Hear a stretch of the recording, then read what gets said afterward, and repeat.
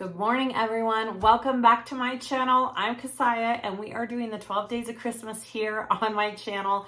We are on day 11, almost through with all the days, and we have one last thing to show you. I'm going to show you how to do quilting on a bag. So when I say quilting on a bag, it's like this. You get some plain vinyl and you do a design on it.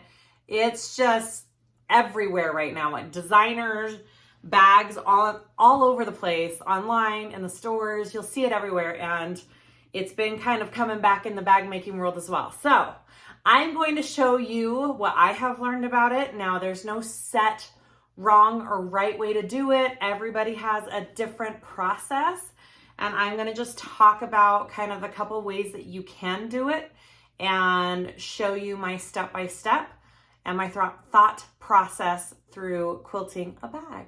So we're gonna do some bag. I'm not gonna do this exact design, but we'll come up with a fun design.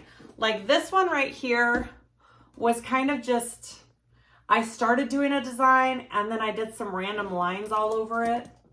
You can just have fun with it. There's no wrong or right way to do this. It's just very creative, very fun. I really like it. So we're going to get started with that. All right, here we go. Okay, so let's talk about designs. You can just do straight lines for your quilting and use a ruler, draw it out and follow those. That works great. There's also templates that you can get. There's quilting templates. Now these are mostly used for actual quilts. Big, huge, cotton quilts that you're making and to quilt the pattern onto it, but you can also use it for bag making. I bought quite a few off of Amazon and I've had good success with it. So this is a pattern that I have done, and I'm going to show you just the corner of the bag because it's a pattern I can't show everybody yet, but I love the way the quilting turned out on it. It's a little bit more time consuming. You have curves, you just go slow, but let's see if I can show this. That is what it looks like when it's all quilted and done. And it's just so fun. Did take me a little bit longer to do a curved design, so keep that in mind. But if you're just doing it to have fun and be creative, it's totally worth it. So that is an option, is to get these templates. Okay, so straight lines are like this design right here. It was just layered line. You did one way and then you did the other way and then you did the lines here and the lines there. So that is another great way to do it. You don't need a set like template to do that. That's just ruler and following along.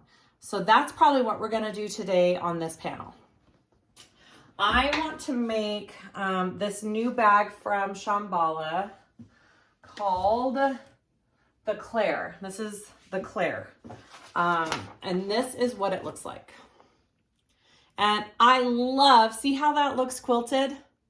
It's gorgeous, and it just adds some class to it. It makes it look a little bit higher end, in my opinion.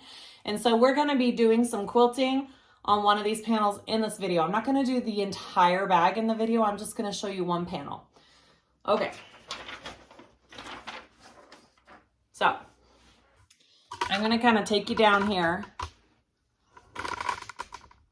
Here we go. We're going to talk about what I use.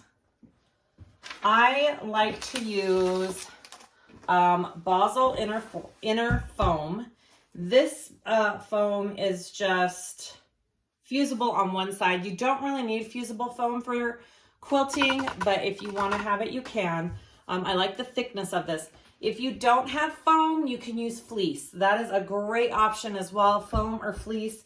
But you definitely need something underneath your material to kind of give it that puffy look.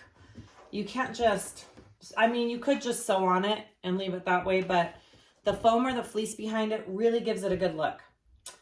If you are worried about putting foam all on your bag and in the seams, you can cut out the foam to the shape of your stabilizer out of your seam allowances, and then put that on your quilted piece and then just quilt it like that. It does work. I have done that on many bags to keep the foam out of my seam allowances.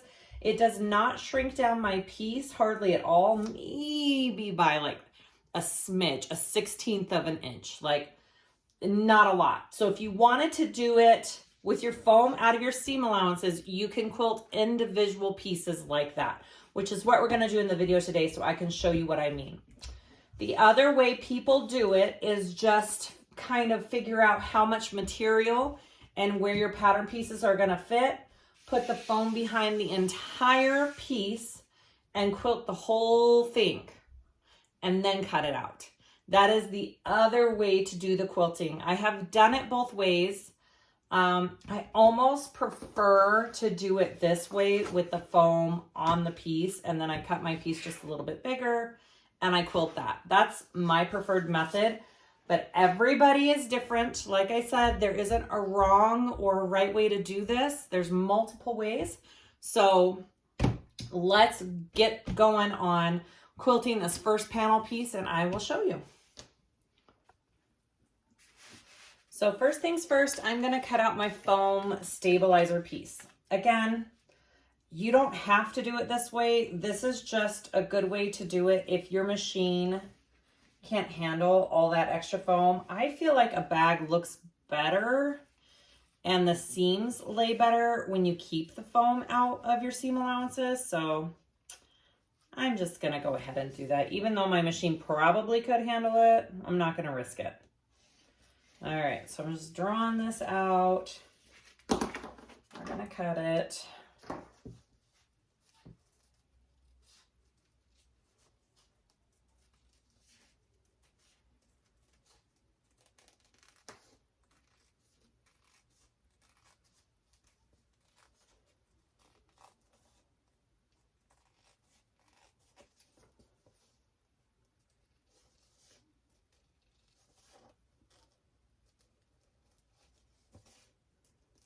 Yes, I usually use my rotary for this, but I thought for this video I'll just use scissors.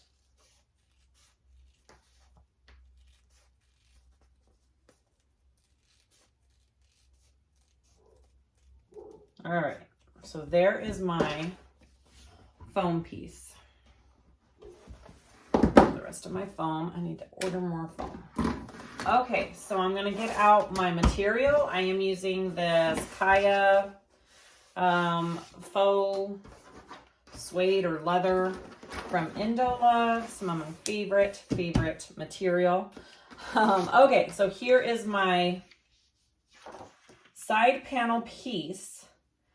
What I'm gonna do is I'm gonna draw it out, but then I'm going to cut my piece a little bit bigger than my actual pattern piece in case it does shrink a tiny bit when I'm quilting it.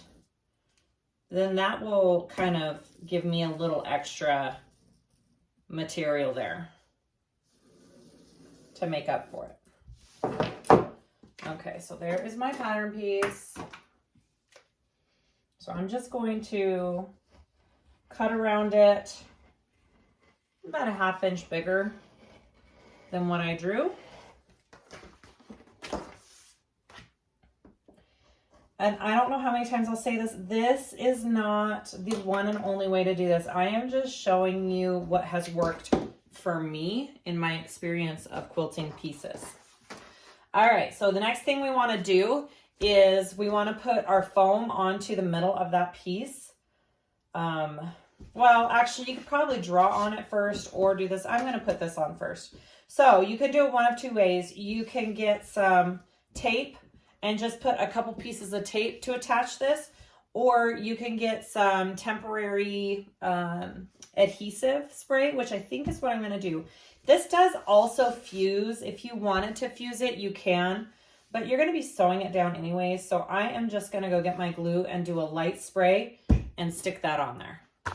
All right, seriously, this is probably my favorite craft room, sewing room spray. It's 505 temporary adhesive for fabric. I use this a lot in embroidery and in quilting the back. So I'm going to just lightly spray the back.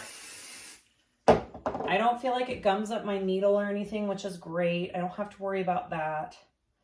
I'm just going to try and center that. and put it on.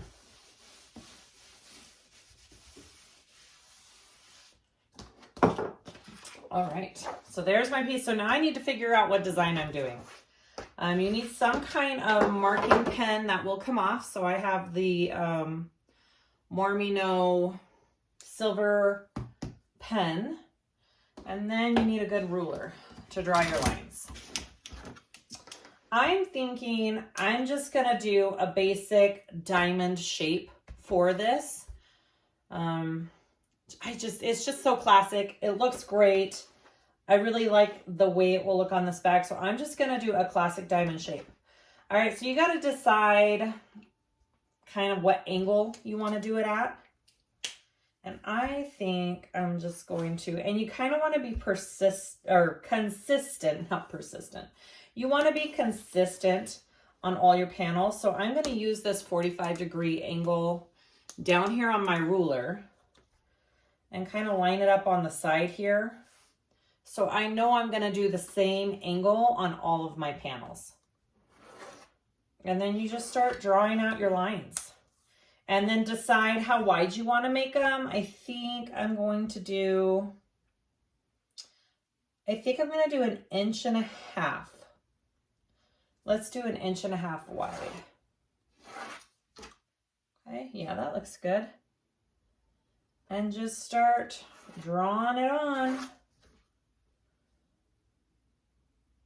And this pen is nice. You just get a damp cloth.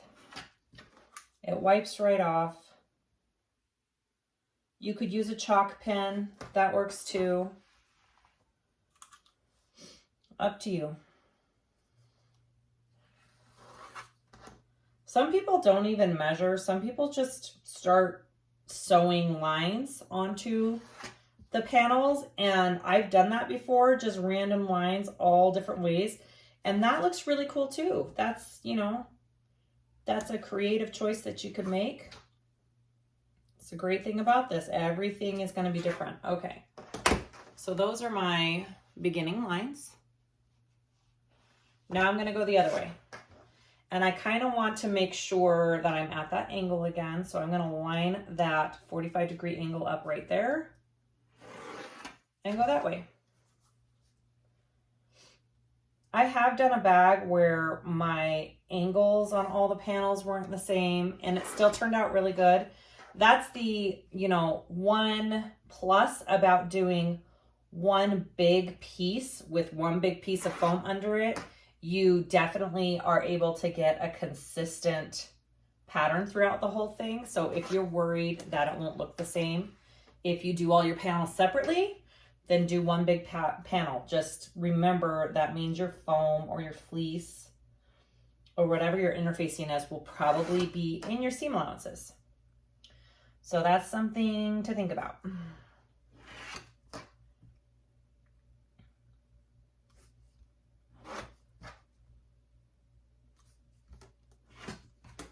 Okay, I've just got my nice diamond pattern, just like that.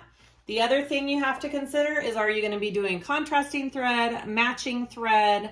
That's another style choice you can make. I think for this bag, I'm going to do kind of matching thread for it.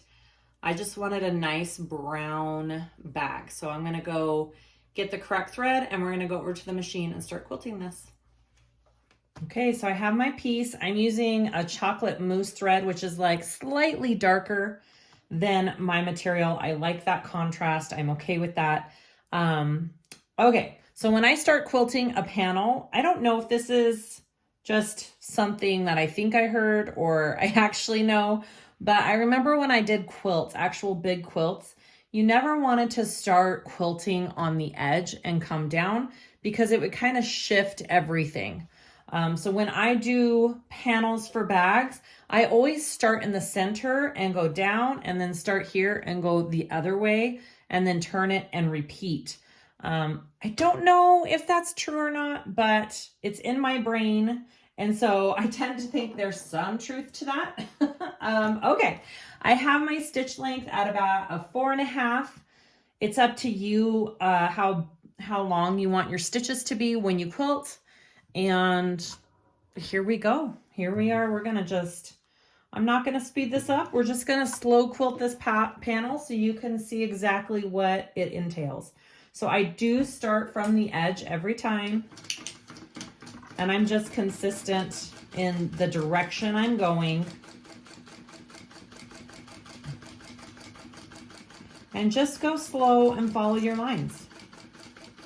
There's no rush when it comes to quilting. It's kind of a slow-paced, relaxing process. There's my first line. All right, so now I'm gonna do now I'm gonna go this way and then I'll come that way.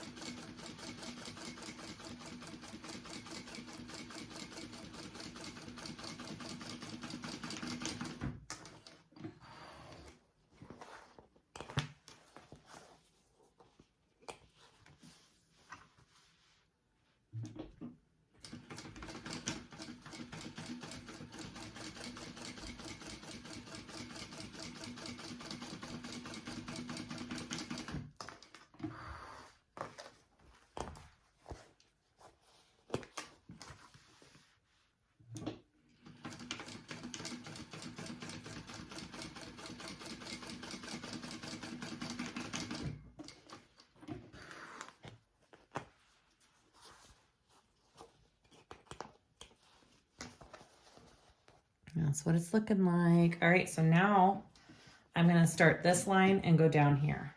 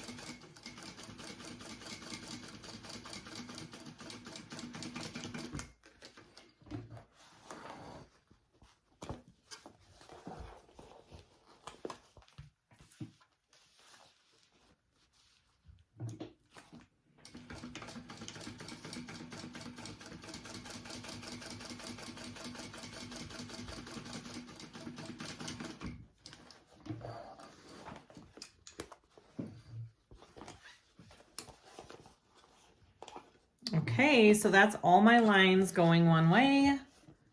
Front, back. Ooh, that looks so pretty.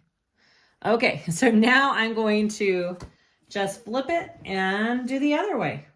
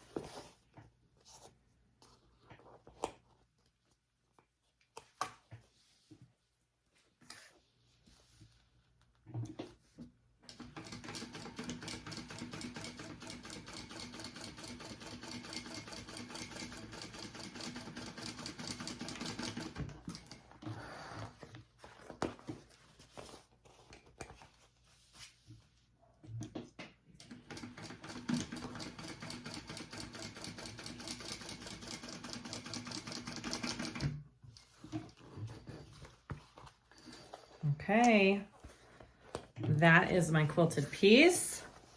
Ooh, so pretty. That's what it looks like when it's all done. So there's one other step that we need to do. We don't just want to cut this out. We need to do a row of stitching along our pattern piece, and then we're going to cut it out, because if we just cut it out now, some of these stitches on the edges will come undone, and you don't want that. You need to kind of seal up those stitch rows. So we're going to get our pattern piece, put it on the back, make sure it's the same size still, and then we'll do one more stitch around before we cut it. Okay, so I compared it to the pattern piece. It looks pretty spot on. I don't think it shrunk much. So I'm gonna go ahead and do a row around it. I'm gonna do it right next to my outline of the pattern piece on the inside of that line by about, I don't know, 1/8 of an inch around. And then we will cut it out.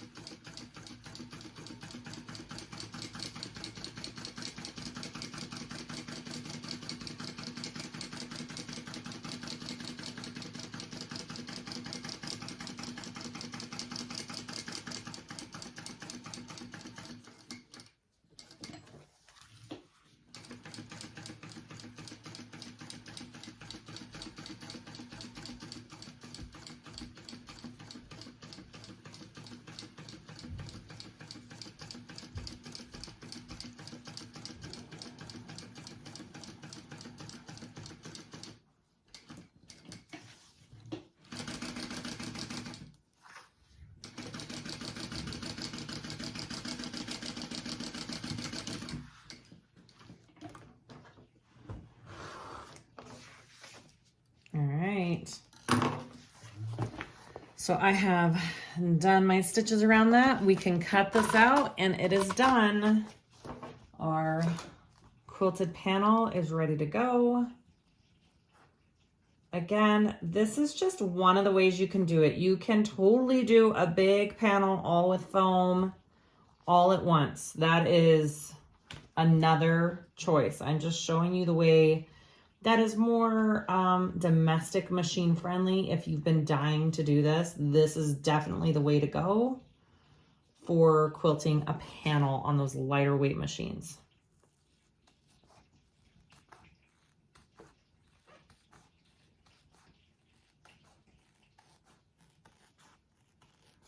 I actually really do enjoy quilting too. It's kind of soothing. Just sewing on those lines and making a pattern. It's really enjoyable to me for some reason. So try it if you haven't. I highly suggest it.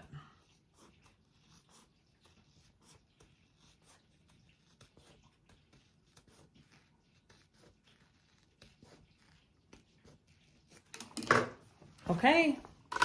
There is our quilted panel for the Claire. I'm excited to make this bag. Ooh, it's gonna be so pretty. Yay. Thank you once again for joining me for this 11th day of Christmas on how to quilt for your bags. Please let me know if you have any comments or questions down below. I would love to answer them, and hopefully I know the answer for them. Some of them I don't, but I'll try my hardest. Please like and subscribe if you haven't already. Tomorrow is our 12th day of Christmas and we are doing a fun giveaway. So please, please come back and join us for that. It will be live. I don't remember the exact time. I think it's gonna be in the morning. It'll be posted on the Facebook group and on my Instagram. So go check that out. Everything I used today in this tutorial will be linked below. And thank you so much for your love and support. Happy holidays. Merry Christmas. We'll see you again tomorrow.